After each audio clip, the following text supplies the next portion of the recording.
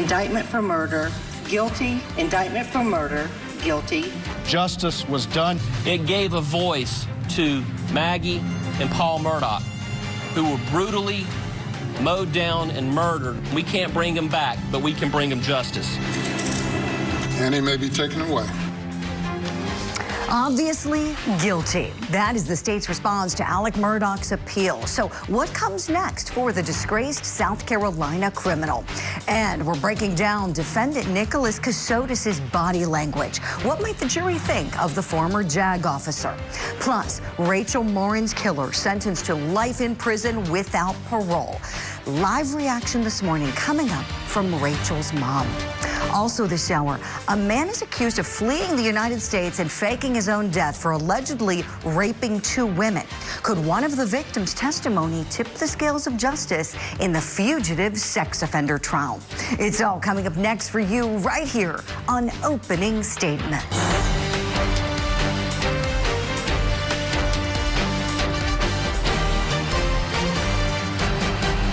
Good Tuesday morning to you. Welcome to Opening Statements. I'm Julie Grant. We hope you're having a great morning so far, and we want to make it even better. We've got a great show planned for you. Grab that cup of coffee like you always do. It's time for my opening statement. Why do bad things happen to good people? It's not fair. Rachel Morin's family knows how that feels. They've been living a nightmare since August 5th of 2023 when Rachel was viciously attacked and killed while she was out for a jog. On Monday, the criminal case against her attacker was closed, with that predator being sentenced to life imprisonment. But the void that's left behind in the hearts of Rachel's family remains wide open. And I want to recognize that this morning. You know, my friends, the disposition of the case is only a small, very small measure of closure. But Rachel Morin's family will sadly never, ever get complete closure because the loss is just too great. Beautiful Rachel is irreplaceable.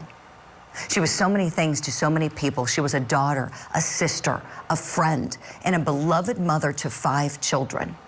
She brought goodness into this world, and that's how she will always be remembered, as a good person and a loving, bright light.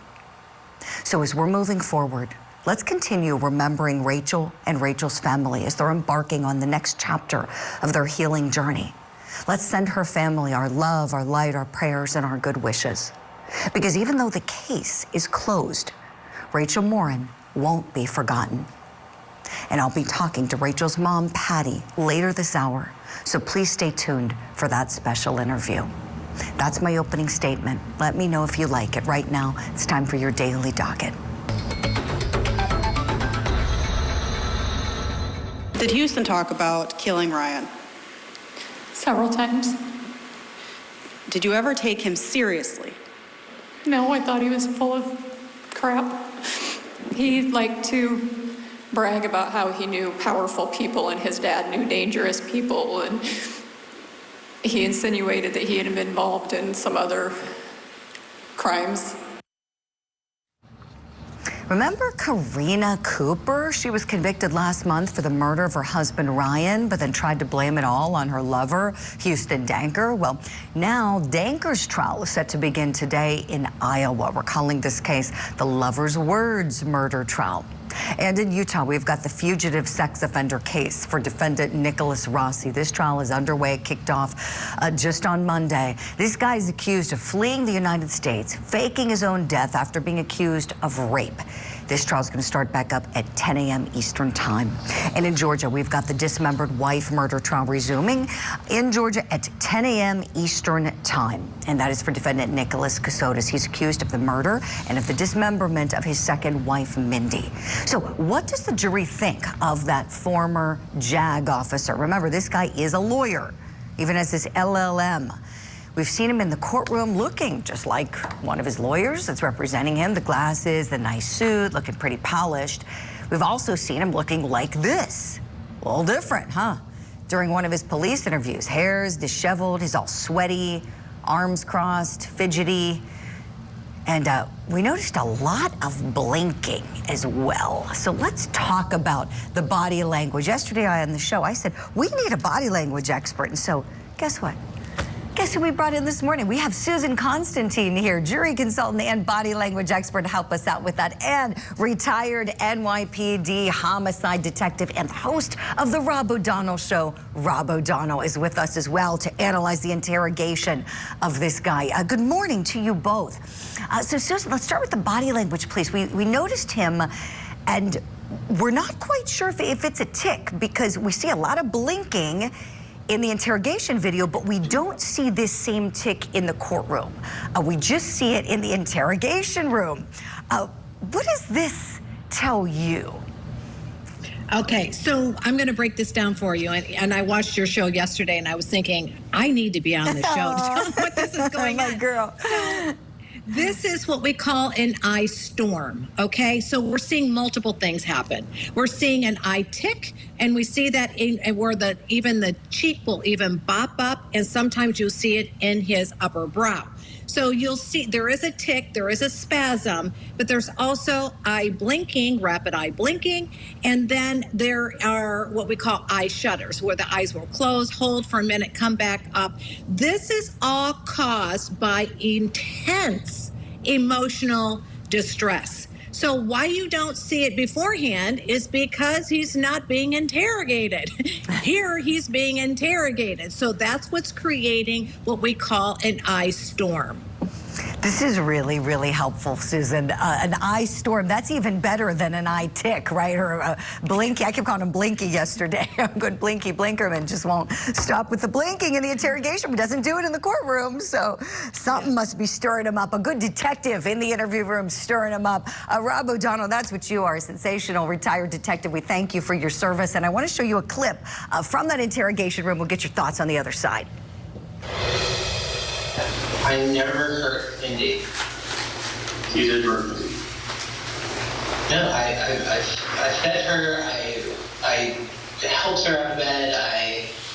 I did. You had started an armed relationship with somebody online.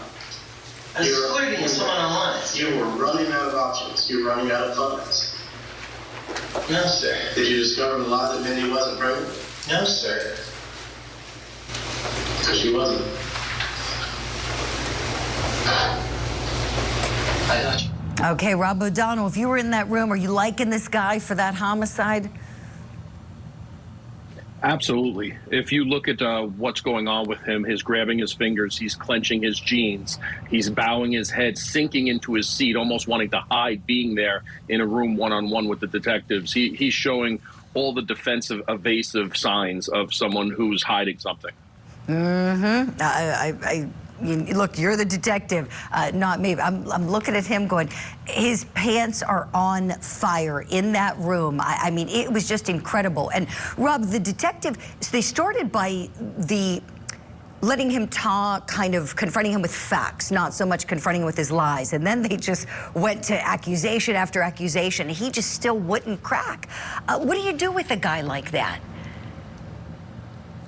You just keep on them. Starting off with the facts is actually a very good method. I've used that in my career as often as I could, because they know the truth. And when they start hearing you say the truth of what really happened, they start wondering how much do they actually know. So to give them the facts, to give them what you know that's indisputable, even though they may deny it, they know the truth because they were there. They're the ones who allegedly did this crime. So you're hitting them, and they're starting to second guess themselves. Did I cover my tracks good enough? Am I really pinned down on this? And plus, you want to lock them into a story. Once you lock them into their lies and they start backing off, which was the case in this case, where it's just lie after lie, to where I believe the detective during the interview even said, when have you told us the truth during this interview? It just piles on that for the circumstantial evidence on top of more evidence, and hopefully forensic evidence eventually for this case. Yes, Rob. I love what you said about you lock them into your lies. And that's a great example of how police and prosecutors work together. You lock them in that room, and then you hand everything off to your prosecutor, and then if they testify, it's go time. This guy would be so much fun to cross-examine. I hope he gets up there. Susan, let me show you another clip where he's, you guessed it, lying again. This is about Mindy's pregnancy. Here we go. Sir, not going to. Nick, you are lying. And now's the time. Now's the time to stop living all this. Here's the deal. There's a reason that Mindy died. Yes. Okay. But you know, yes, you know very well that reason, because you killed her. I did not. The big question is why? Sir, I would never have killed Mindy. I woke up in the morning and I took care of her. I rubbed her back, I rubbed her leg. And she wasn't pregnant? Is she? Sir, she was due in January. Well, she was not pregnant. She was not pregnant. Well, that would have been the fastest pregnancy ever. Just suddenly gets pregnant in the fall and do it in January.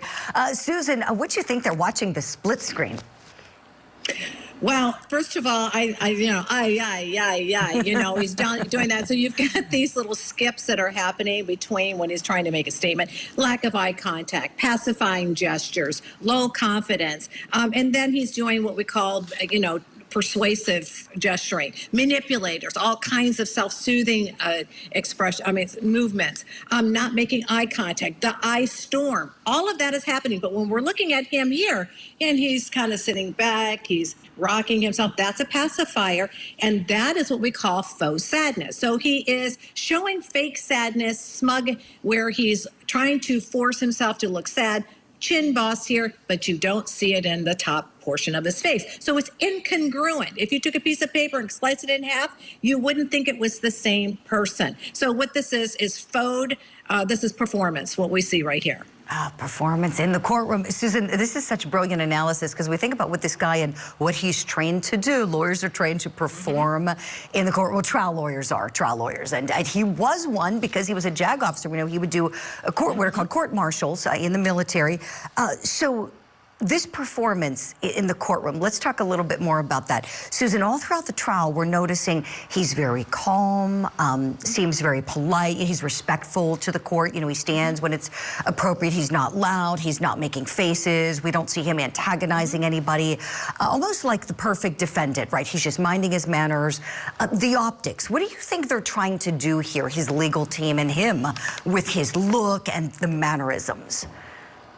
This is two words, impression management, in every sense of the word, okay? How he's sitting in the chair, how he's moving, watching his facial expressions, keeping a neutral expression for the most part, dressed and coiffed and looking like a businessman, a professional, so that you can be persuasive to that jury to let him see him in a different way. So that is what we call impression management. That's part of a deceptive tactic, and that's what they're doing. But keep in mind, you would expect that, right? This is probably him when he's in his game. I bet you this is what he looks like when he's actually was the prosecutor. But the other part of him is the other part of what you call the cube. Here is the prosecutor, here is the criminal. So they're two different people. Susan, I love that. You're giving me ideas. If I'm the prosecutor, I'm going to do something like that, talk about how this guy is almost like two different people. He's got two sides to him. And Rob O'Donnell, I want to pick your brain about this crazy story. I'm sure you've heard so many crazy things in the cases that you have worked, the people you've interrogated. This guy saying that somebody who's claiming to work for the FBI is controlling him, his wife, his movements, telling him what to do. He's holding his money, where to go, telling him he's got to go on the run. And this guy was in the military, and he doesn't report this to anybody. What do you think about his story, Rob? He's a manipulator, and I believe it's because of the women in his life. It's to control them. He uses these stories for power over them, to make them, put them in fear, so he can control them, move them, do what he wants with the money. Burn the house check in a Ford F-150 for his second wife that he's under an assumed name that he met when he was married to the deceased here. What I would love to see in this trial, because I don't think he's going to get on the stand. He knows better than that. He is obviously trial prepped himself for the appearance he has. I would like to see them challenge him more just sitting there. I think if the prosecutor turned around and started directing, looking at him and putting him under pressure, and if the witnesses on the stand, the Georgia investigation people, started challenging him directly, making eye contact, it would make him uncomfortable, and he would start these traits again because he wouldn't be able to control himself. Rob O'Donnell, you should come teach a trial advocacy class sometime. Yes, yes, yes to what you just said. Yes, a good prosecutor knows, you're right, knows, get in his face, get close, point at him, look at him, gesture, look at the jury, look at him. Oh yeah, be animated.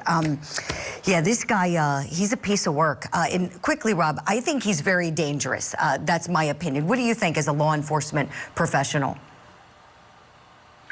Well, he's a trained professional. He has 13 years in the JAG Corps. He's lived a lie his entire adult life from what we're hearing. Everything about it's been a lie. Telling the deceased parents she died in the hospital. How do you not think that that's going to be checked on or traced back to? The stories he's told law enforcement, just lie after lie about the pregnancy. The different women he's been with, the lie after lie with them, the money issues, this FBI agent that doesn't exist. I think the jury's going to see through this very, very easily. Yes, I think he's dangerous. We'll see what the jury thinks. Rob O'Donnell, Susan Constantine, great conversation. Let's do it again soon. Thank you both so much.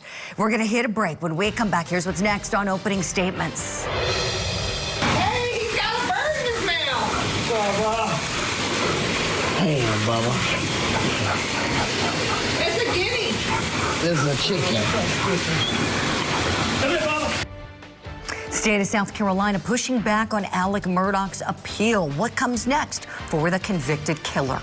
And we're being a voice for victims this morning. Live reaction to the sentencing of Rachel Morin's killer. Her mom is joining us this morning as a special guest on the show.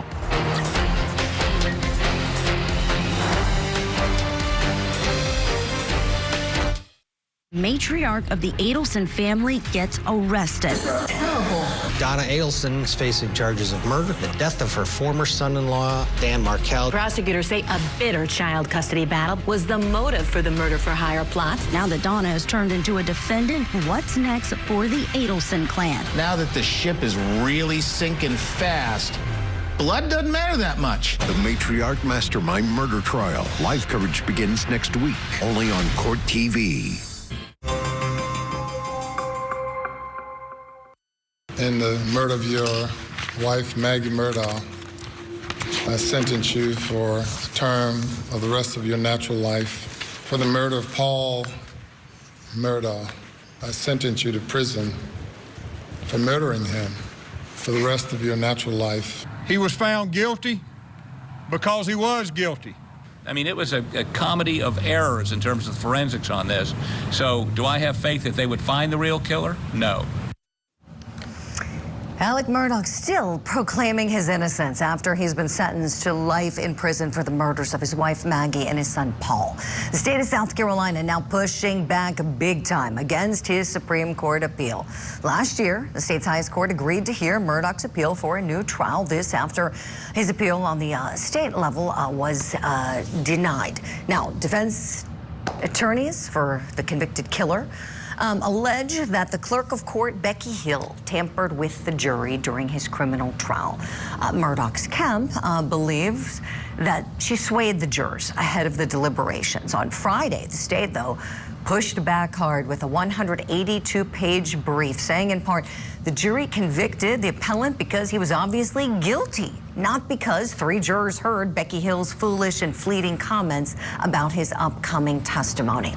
So will Murdaugh's appeal obviously end in denial? Little play on words from that brief.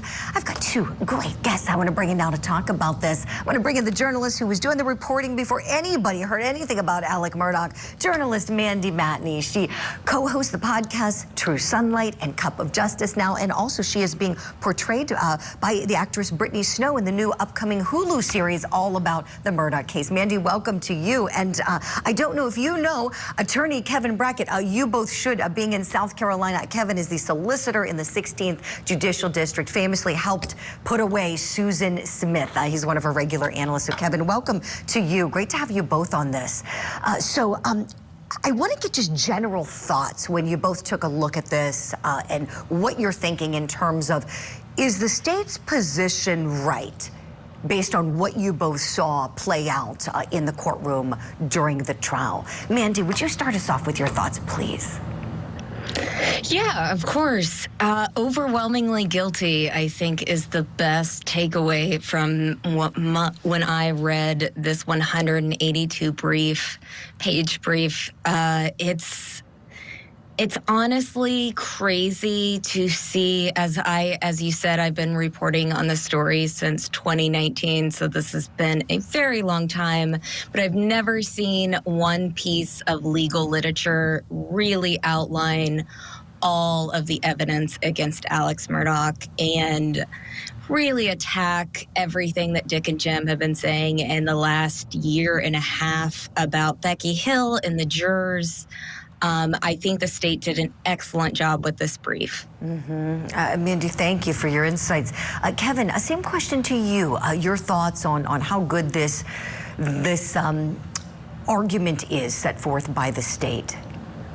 Well, I think that the state did an outstanding job laying out their case for why the verdict should be sustained by the Supreme Court and why Justice Toll's decision in the Remmer hearing that was held in Richland County discussing the Becky Hill involvement should also be affirmed. There's really two kinds of issues involved in this appeal, Julie. The first one is structural, and that is the comments by Becky Hill, and that goes to the fundamental fairness of the trial as a whole. And then the rest of them are all trial errors that are alleged by the defense, which I think are much easier to deal with. I think they responded very well to that.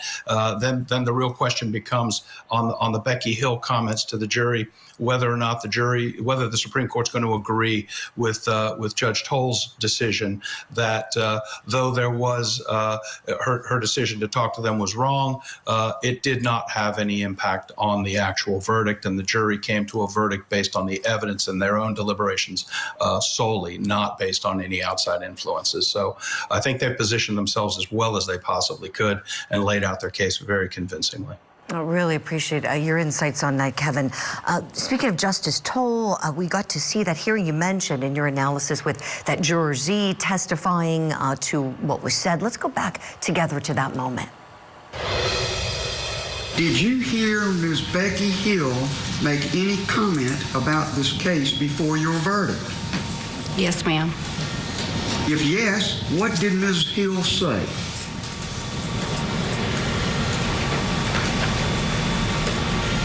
To watch his actions. To watch his actions? What else? To watch him closely. Kevin, I want to go to you as a follow-up here legally. With what Justice Toll did at this hearing and the standards that she applied in the analysis, was everything accurate in your view? I believe it was, Julia. I mean, really, it comes down to, was something improper done? Was there an improper communication? And clearly, Ms. Hill should not have been talking to the jury at all. But then what did she say, and what impact did it have? How was it received by the jury? That's the next question, because it's not just an automatic reversal. There is still the question of what was the improper contact? Did it influence the jury's verdict? So I believe Chief Justice Toll got right to the heart of the issue. What was said, and then how did it influence you? And that, is a proper line of inquiry in a Remmer hearing. You need to not just say, well, she talked to him, therefore there's a new trial. No, what was the outcome of that discussion? And the comments that juror made that she heard Ms. Hill say are really not, there's nothing from what I just heard that would make you think that Becky Hill had an opinion or that she was trying to foist on that juror. Right, Kevin. Mandy, you were watching the jury in the courtroom, covering the trial day after day. Tell me, was there anything that made you think that they were improperly influenced by Becky Hill? I actually was not watching the jury, but I had lots of sources who were. I'm sorry. I shouldn't have assumed. Yeah, I apologize. I was watching No. Yeah. I was one of the few that did not want to be in the courtroom. I just wanted to focus on the case from my house and from outside. So I do not think that they were influenced in any way, especially because Judge Newman asked them right after they gave their verdict, and they all testified that their verdict was not influenced. I think that we get into very dangerous territory when we're allowing lawyers to come in months later and ask jurors to sign affidavits. And I don't know if coercion was going on with these jurors, but I know that I heard that there was a lot of pressure upon the jurors that Dick and Jim were putting upon them to maybe say things that they wanted to hear. And I think that it gets into dangerous territory when defense attorneys can kind of get into jurors' minds in that way. And I think Justice Toll did an excellent job of just keeping it to the facts and keeping it to the verdict that they chose at the time, which is the most important. And what the state said in the brief was perfect. It was Becky's comments were foolish and fleeting, meaning they were very dumb. What Becky did was extremely stupid, and a lot of that is separate. Most of that is completely separate from the Murdaugh trial, but it does not mean that that her actions influence the jury in any way. Yes, yes, Mandy. You know, this is such a helpful conversation with you and Kevin. This is why we really wanted to unpack this, because I think at the end of the day, yeah, Becky Hill was wrong. She inserted herself in this thing she shouldn't have. Shame on her. But we don't necessarily throw the baby out with the bathwater, you know, because we have to see, was anything actually tainted by what she did? Did she taint that sacrosanct process? And we don't have evidence that she has. At least I haven't seen it. I know Alex Murdaugh would disagree with me, but so be it. We'll leave it there for now. Mandy, Matney, keep on rocking with your podcast, Cup of Justice. True Sunlight, say hi to Liz and Eric for us, please. Kevin Brackett, you are coming along with us. We're so grateful for that. We're going to do some more analysis in just a moment. Here's what's next on Opening Statements. I will do whatever I can to keep her memory alive and to be there for her children, because she's irreplaceable. She was 1 in a million. We're remembering Rachel Morin this morning on Opening Statements, as her killer was just sentenced to life in prison. Rachel's mom, Patty, is joining us live next. And will one of the victims' testimony tip the scales of justice in the fugitive sex offender murder trial?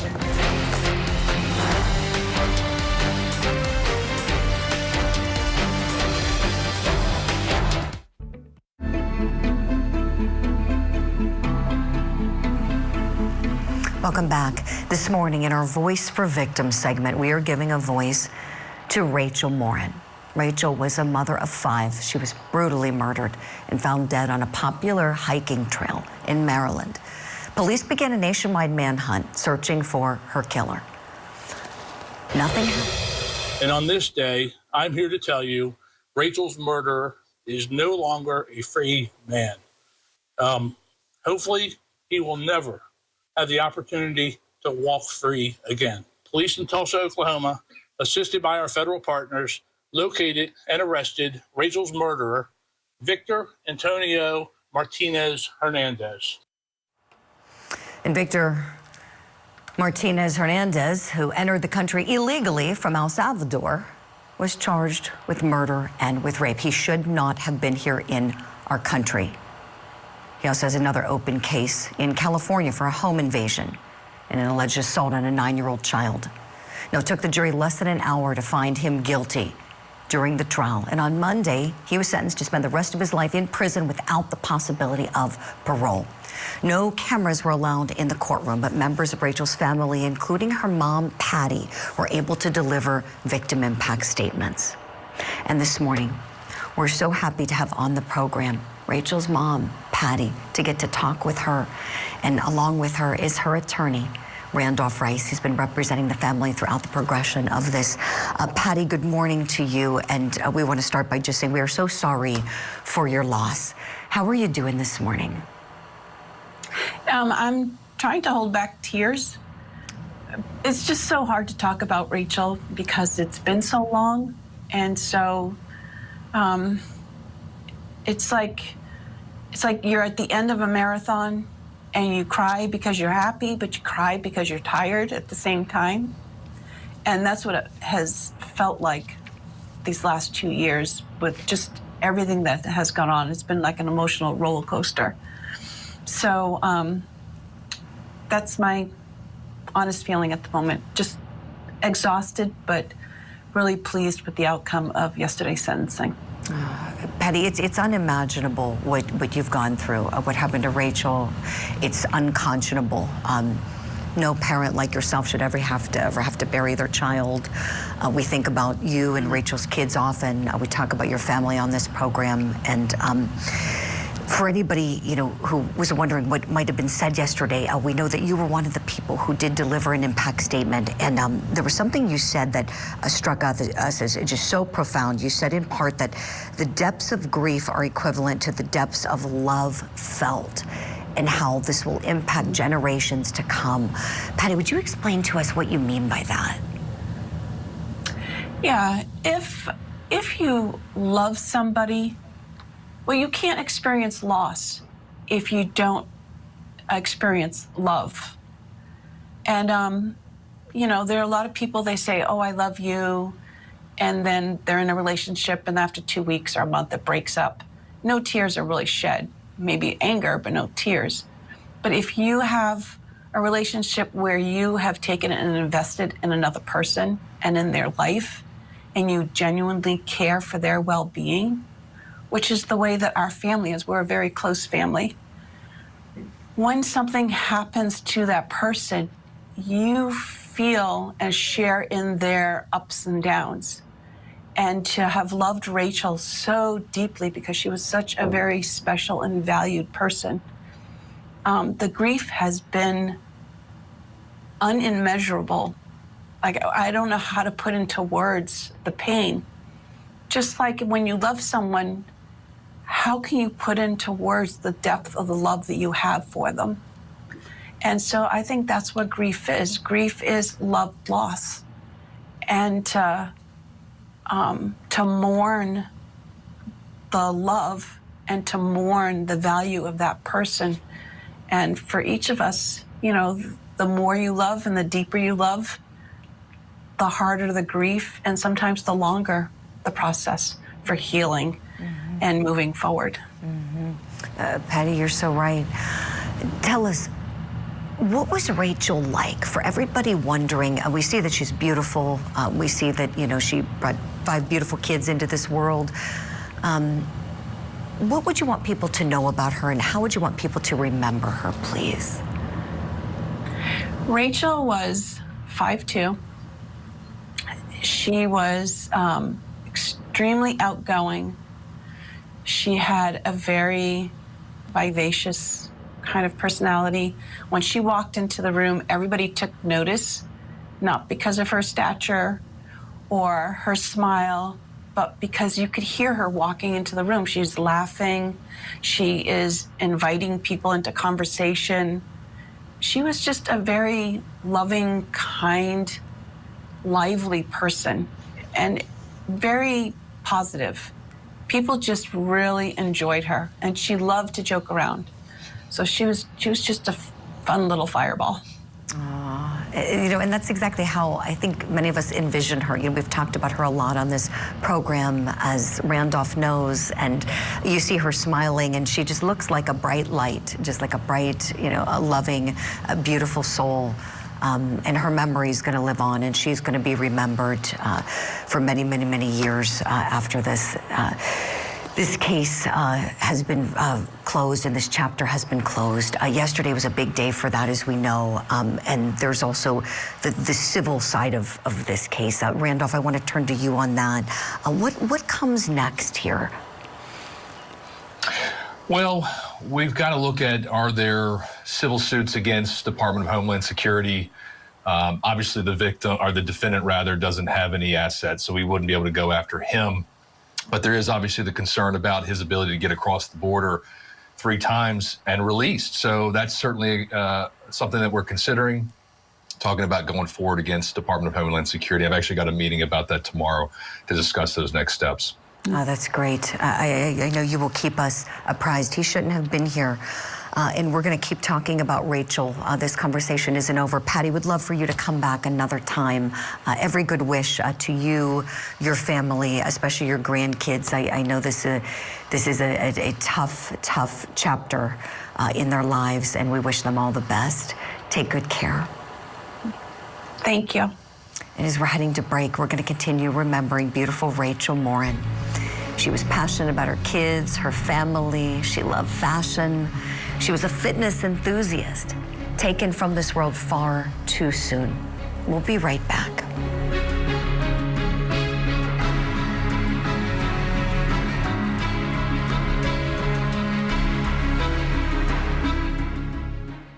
A woman's remains found scattered throughout a 3-mile area. Now, a former naval officer stands trial accused of killing his wife. The dismembered wife murder trial. Live coverage today on Court TV.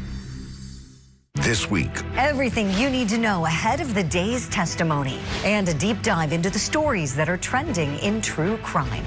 Opening statements with Julie Grant. Weekday mornings at 8, 7 Central on Court TV.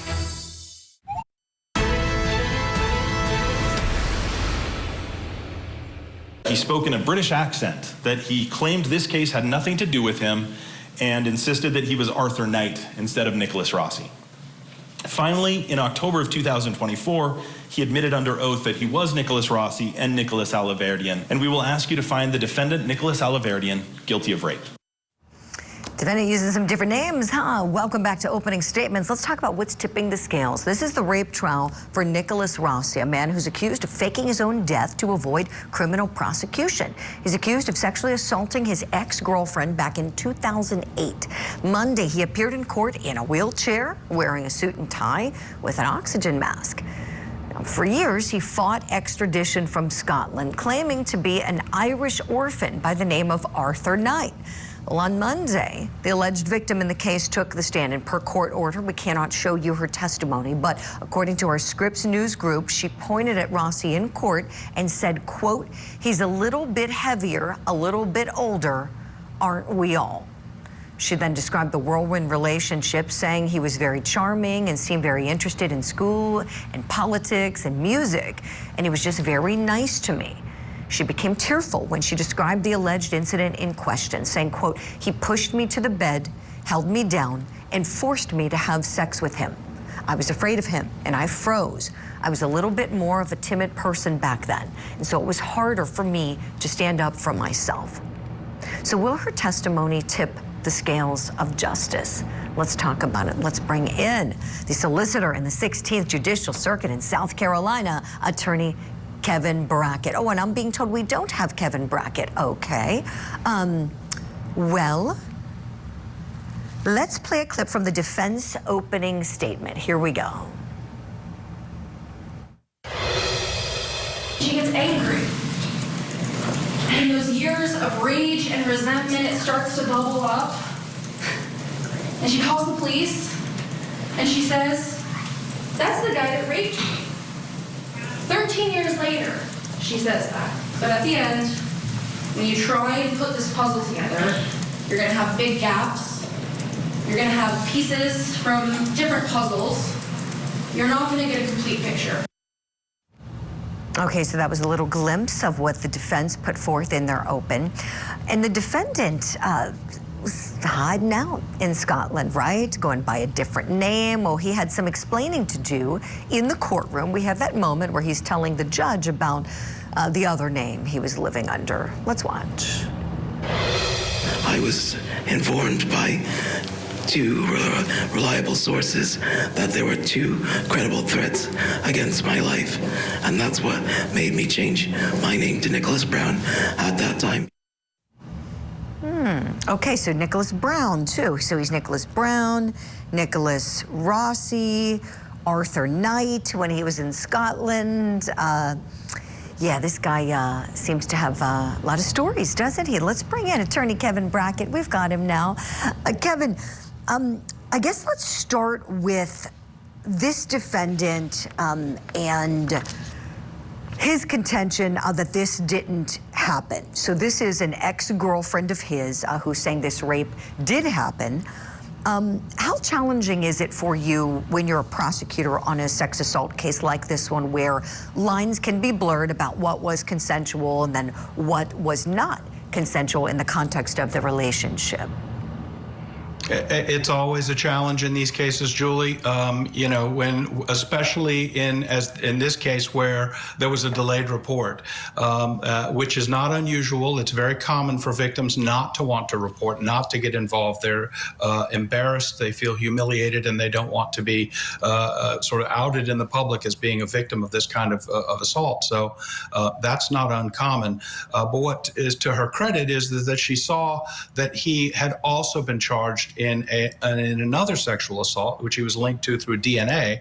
And so when she saw that, she decided to come forward. So I think that will help sort of mitigate the delays to some extent.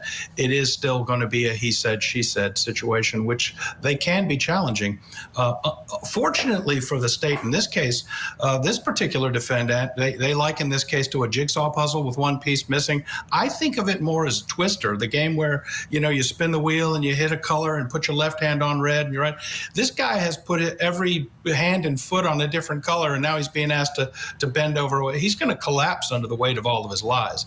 And when the jury hears about all the lengths that he went to avoid prosecution, particularly if they learn about why he fled in the second case, you know, I like their chances. Yeah, Kevin, I like your analysis.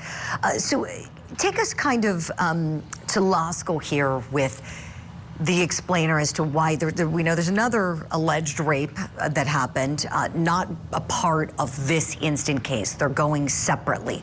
Why is that? Yes.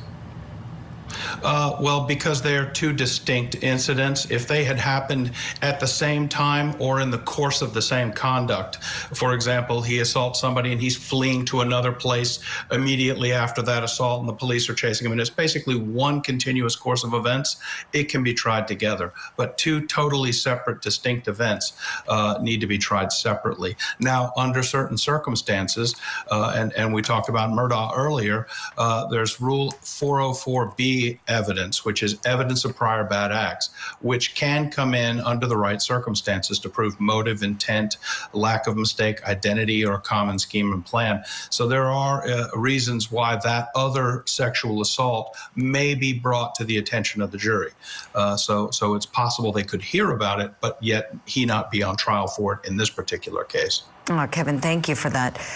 Tell me, what do you think this defendant is going to do when the time comes and he's afforded the opportunity to get on the stand and tell his side of the story? Well, he is going to have to overcome his attorneys begging and pleading with him not to do that, because no defense attorney I know would want this man, with all the lies that he's told, and what a horrible liar he is. He's not a very accomplished liar. None of them are going to want him on the stand. That is rule one. And I think he has so much baggage, so many things that he just can't explain on cross-examination that if he does take the stand, it will be against his own attorney's vigorous objections and complaints. They will not want him to do that, Julie. Yeah, I think you're exactly right, Kevin. Tell me, do you think the defense story is believable here? Well, if he had not fled, lied, faked his own death, changed his name a couple of times, lied about being unconscious on a bed and having people come in and tattoo him unbeknownst to him to put those all that, I would say, these are tough cases to win for a prosecutor. But if the jury hears all that, they're going to know who they're dealing with. And I think that's going to really come back to haunt him, because there's really just no way to explain all that. Like I said, at some point, you collapse under the weight of your own of your lies, even if they're on secondary issues. Once a jury thinks you're no longer credible and they don't believe you, and particularly when they think he had to leave the country because he knew that he'd done these things, and that's why he fled. That's why he faked his death. That's why he changed his name. Well, a jury's, like I said, I like their chances if a jury learns all about Yes, yes. Kevin Brackett, we love having you on the show. Thank you so much for the great analysis. We'll see you soon.